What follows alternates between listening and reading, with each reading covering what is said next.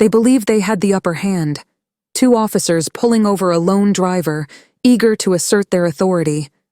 What they didn't realize was that the woman in the driver's seat was not just any driver. She was their new superior, the chief of police. And this routine stop was about to change everything.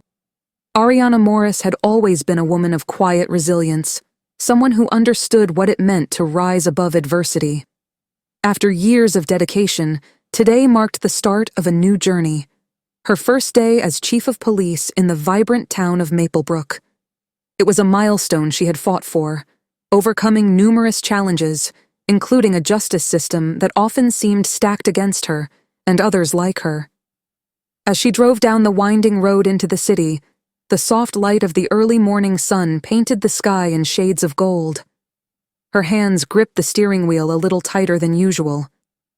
Today should have been a day of celebration, yet Ariana couldn't shake the uneasy feeling gnawing at her. Maplebrook wasn't just any town, it had a reputation. Known for its deeply conservative values, its police department had long been accused of bias, particularly toward minorities. Ariana had read the reports and heard the rumors. Many officers were openly dissatisfied with her appointment, a black woman taking charge of their department. But Ariana had never been one to back down. As she neared an intersection where the light was about to turn red, the flashing blue and red lights of a police car appeared in her rearview mirror. Her heart rate spiked. This was no accident. She pulled over, tires crunching against the gravel shoulder of the road. Two officers, both white, stepped out of their vehicle. The senior officer, a burly man in his late 40s, approached with a purposeful stride, while the younger officer, looking suspicious, trailed behind. Ariana lowered her window, her pulse steady but alert. The senior officer peered inside, scanning the car before fixing his gaze on her. "License and registration," he demanded, his tone firm, though it carried an undercurrent of practiced authority. Ariana reached for the documents without saying a word. She knew from experience that silence was often the wisest course of action. As she handed over the papers, the senior officer's eyes narrowed, but he said nothing. The younger officer, however, wasn't so composed. "What are you doing out here?" he asked, his voice laced with suspicion. "This area's not exactly safe, if you catch my drift."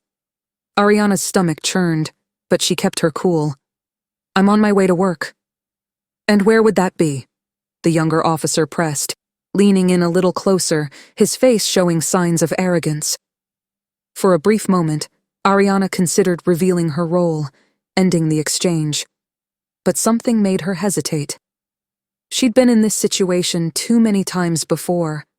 The power dynamic was unmistakable, and she wasn't about to start her first day by creating unnecessary tension with the officers she would soon be leading. "You'll find out soon enough," she responded calmly, locking eyes with him. Her voice was steady, yet her message was clear. She wasn't afraid. The senior officer, sensing the situation might escalate, stepped in. "Let's not make this difficult, ma'am," he said, his tone suggestive of a veiled threat. "We can take this further if we need to." Ariana's patience began to fray. She had endured disrespect and assumptions based solely on the color of her skin for too long. She'd fought too hard, risen too high, to let this slide. Taking a deep breath, Ariana decided she'd played along long enough. "That won't be necessary," she said firmly. "I'm Chief Ariana Morris. I suggest you reconsider how you're handling this." The change in the air was immediate. Both officers froze. The senior officer blinked, his face registering disbelief. The younger officer's smug expression vanished, replaced by surprise and a touch of panic. "You're the chief?" the senior officer stammered, clearly flabbergasted. "Yes," Ariana replied, her voice unwavering. "And I'd like to know why I was pulled over and why you're questioning me." For a brief moment, neither officer spoke. The younger officer stumbled over his words, scrambling for an explanation. But the damage was done. The power dynamic had shifted, and they knew it. The senior officer cleared his throat, trying to regain control. "There must have been a misunderstanding," he said, though the words felt empty. "No," Ariana interjected, her voice sharp. "This isn't a misunderstanding. This is exactly the problem. You stop people like me without cause, make assumptions, and try to use your authority because you think you can get away with it." The senior officer opened his mouth to protest, but no words came. He knew she was right. Ariana's calm demeanor only highlighted their missteps.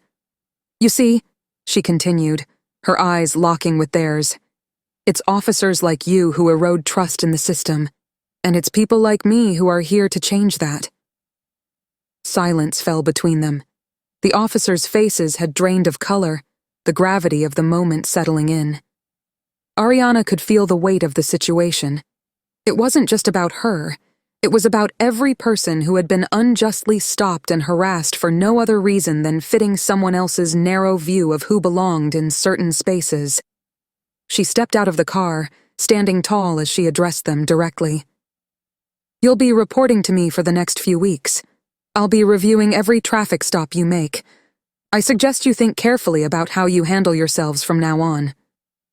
The senior officer, now visibly flustered, finally spoke. "We didn't mean any disrespect, Chief. It won't happen again." Ariana nodded, though she knew better. It might not happen with these two, but it would happen again with others. That was why she was there, to root out the prejudice that had festered within Maplebrook's police department for far too long. "Good," she said quietly, turning back to her car. As she drove away, Ariana allowed herself a brief moment of relief. She'd won this round, but there were many more challenges ahead. Her role as chief wasn't just a title, it was a duty. A duty to ensure that no one else would have to experience what she had just gone through. Later that day, Ariana held her first department meeting. The tension in the room was palpable as she stood before the officers. Her presence commanded their attention, and she recounted the events of the morning without leaving anything out. "I'm not here to humiliate anyone," she began, her voice resolute. "But I am here to make one thing clear. This behavior stops now. Every officer in this department will be held accountable for how they treat the people of Maplebrook, no matter their race, gender, or background." A murmur of unease rippled through the room, but Ariana didn't falter. She had spent her life fighting for justice, and she wasn't about to stop now. "This is your chance to prove that you are officers of integrity," she continued. "But know this, I will not tolerate bias. I will not tolerate disrespect, and I will not tolerate anyone who thinks they are above the law." Her words rang out in the still room. Some officers shifted uncomfortably, while others nodded in quiet agreement. Ariana could tell who was ready to stand with her and who wasn't. But it didn't matter. She was prepared for whatever came next. In the weeks that followed, news of Ariana's encounter spread throughout the town. To some, it was a sign that change had arrived. To others, it was a wake-up call. The media caught wind of her story, and soon, Ariana became a symbol of the reform Maplebrook needed, a leader unafraid to challenge injustice. But Ariana knew this was just the beginning. There was still much work to be done. Every decision, every encounter, every action would be scrutinized. But she was ready. After all, she hadn't fought all these years to remain silent. The fight for justice was far from over. But as Ariana drove away from those two humbled officers, she knew one thing for certain. She was exactly where she was meant to be,